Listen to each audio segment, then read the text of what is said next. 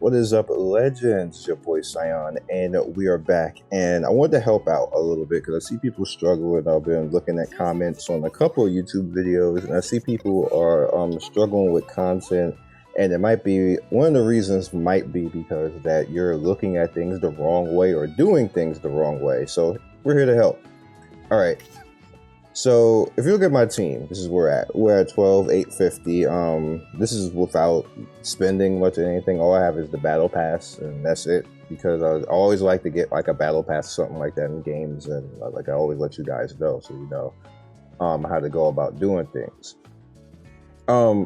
Once you have your characters that you want to actually use, you really shouldn't be summoning that much, and then I'm going to explain why. Once I had Moon and the first leader, I was fine. It was like whatever I get after that is good, because between the tactical leader and Maid Moon, you see, you can actually take out majority of everything that the game currently has to offer. Just between tactical leader and Maid Moon. If you get Grainy too, then you're extremely good. You actually don't have to change to anybody else. You don't really need to summon anymore after that point either. I was summoning because I just wanted to, but you really don't have to. And a lot of people aren't really understanding the importance of tactical leader and what she's doing for the for you in this game right now. She's essentially giving you the free pass, the curb stomp, every single thing in this game.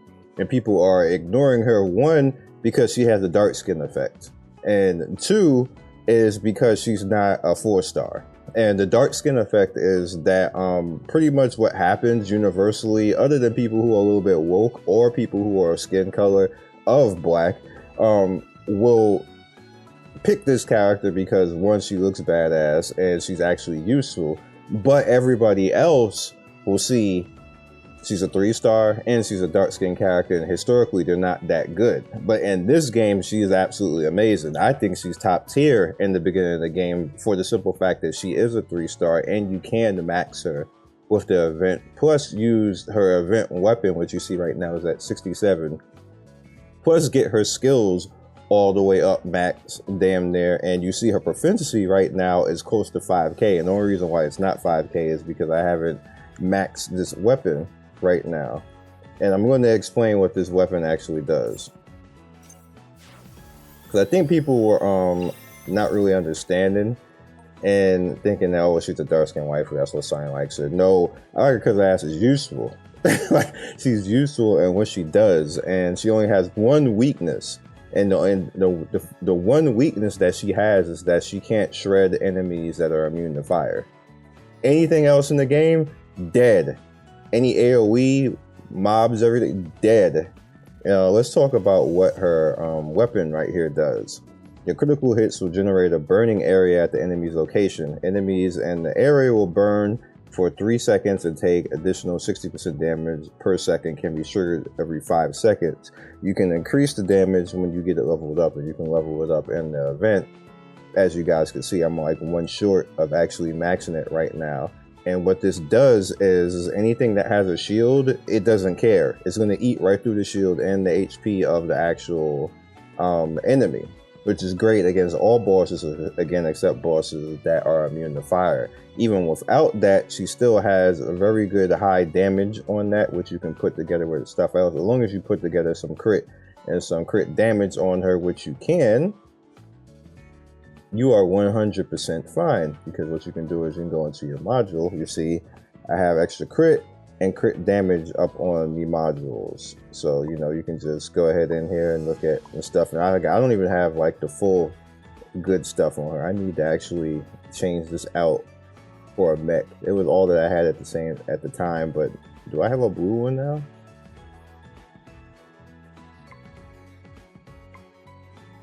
No, the blue one's on Irene. I'm gonna leave that on Irene. I do have an attribute one, so let's see how that's gonna look. Is that better? That took down my crit. I don't like that. I don't like that. Yeah, I'm not gonna use that. I'll leave that there. I do have a 10 blue. What did that do? I don't like that either. Leave my crit damage alone. Like, where is it? Damn it. So yeah. So what she essentially does is she's a carry character. She's a carry character in co-op. She's a carry character in PvE. And just so you guys know that I'm not just making this stuff up.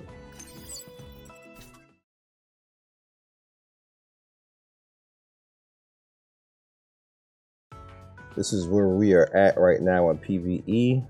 I have no problem doing anything whatsoever. Like over here in hard, this is where we're at in hard. I think this overpowers me right now, which is why I stopped.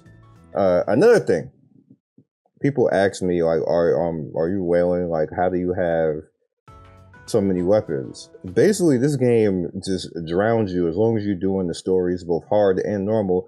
They keep giving you tickets. You gotta pay for Jack. You gotta pay for Jack. Look at these. Look at this. This is for free, y'all. I ain't pay for this. You ever seen me pay for weapon tickets? No. Like this is free, y'all. Like I have a ton of weapons right now. You keep doing. I just been lazy because you have to single do this. But look at this. We got purple. All you gotta do is beat these stages. That's it. And if you got a 5K leader for free, mind you, that can carry everything else that you have.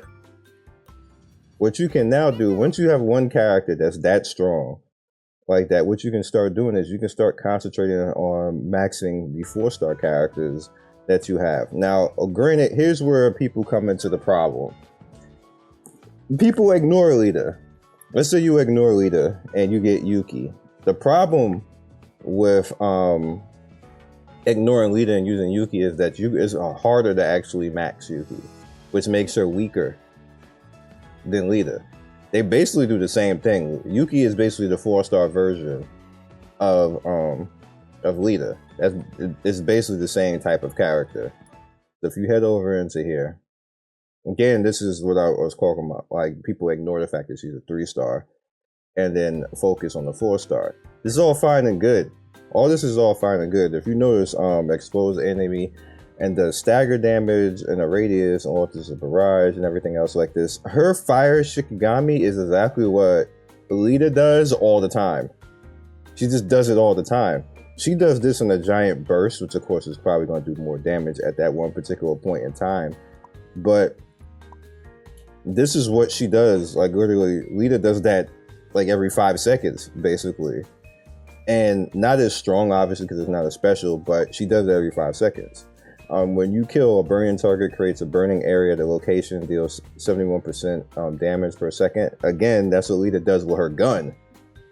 Basically, she does it with her gun. Over here, your attacks deal 13 damage, staggered, double damage, and usual burning. Again, Lita does the same thing. Reduces your chance to enfeeble. Now, the thing that makes them different is if once Yuki is maxed, she's going to overtake Lita. But how much is it going to cost you to actually max Yuki? It's going to take you a while because you need gold level items to actually do that, which means that even if you have a tactical Yuki, even if you get 3 tactical Yukis, she's still not going to be stronger than Lita. Not even close.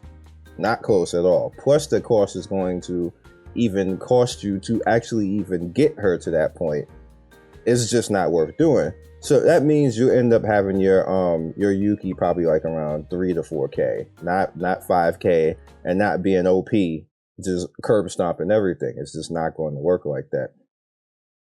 Which that's just the case of being between free to play to casual to being a whale. A whale is going to ignore tactical leader and just straight up max out Yuki because they can, because they're whaling. Everybody else needs to be using leader, and that's part of where the problem is where people are struggling to actually get the power and actually do content quickly because they're focusing too much on the 4 stars and ignoring the 3 stars that could carry them.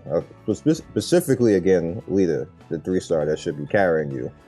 And then you have whoever else you want to be. I would say Moon. As you can see, my Moon's 70 because she's just that good. She's just AoE crazy. When I get Grainy, I might end up actually taking Moon out and leaving Irene or Defile Lucia. I'm unsure. I want to test Defile Lucia, see how she's going to act in this team. And if it's not enough AoE, then I'm leaving Tactical Irene. And it'll just be Grainy, Leader, and Irene. Now, with that said, what makes this kind of good is, let's say I want to max out Irene.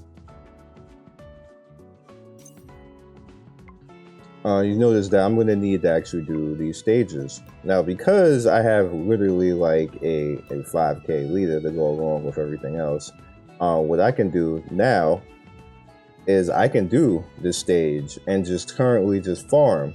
This is going to take a lot of your resources, and this is here one of the reasons why I stopped summoning, because now I can do things like this. I can use my currency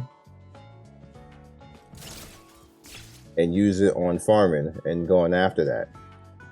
And of course, the higher that you get, the better these resources are, but they do a pretty good job with resources right here. So I know that I need to do this much. So what I'm gonna do is I'm gonna push this up to here, and I'm using my currency now because I no longer need the summon because I'm not relying on that right now.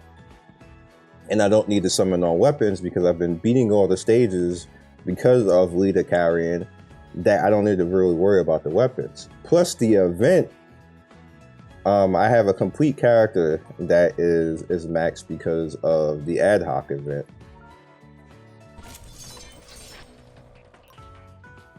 So you see we got everything maxed, and then now you have this rifle. Now for the silver rifle is good for your purple weapons. I mean your purple weapons, which are 3 stars.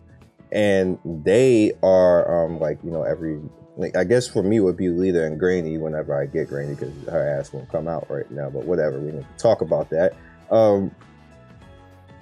With that said, now I have a completely maxed out level 70 weapon along with a level 70 character that is basically for free, and then you can turn around and get this gold rifle, and now I can turn around and use it on whichever. You see I haven't bought it yet. No reason why I haven't bought it yet is because I haven't determined who's going to be the starter out of Irene, Moon, and then Lucia when I actually get her. So I just haven't bought it yet. You also get the fantasy melody, which allows you see I've bought most of all this stuff already, which allows you to basically work out whichever oath you want to go for and get that fancy dress. Obviously we're working on Grainy right now because we need to get the head pats, and she's literally the best healer in the game. So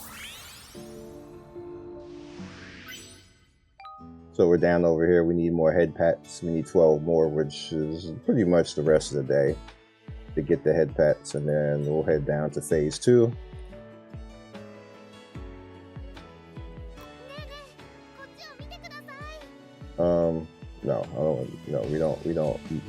We don't pay for that stuff. We don't pay for that stuff. But yeah. So that is how you beat content in this game. Now, as you can see, we're already getting the currency back that I just spent. So now I'm gonna build out Irene. Now keep in mind that even though I'm building Moon and Irene, they're gonna be taken out, you still need them. You're still gonna need them to counter stages. So it's not like you're wasting anything to build these characters, because I'm still gonna need the counter stages here and there. And I already got 2 characters which are mechanical that I just probably need with 1 more, and then I'll be fine. So then you can just go ahead and start making teams like this, and it'll be perfectly fine.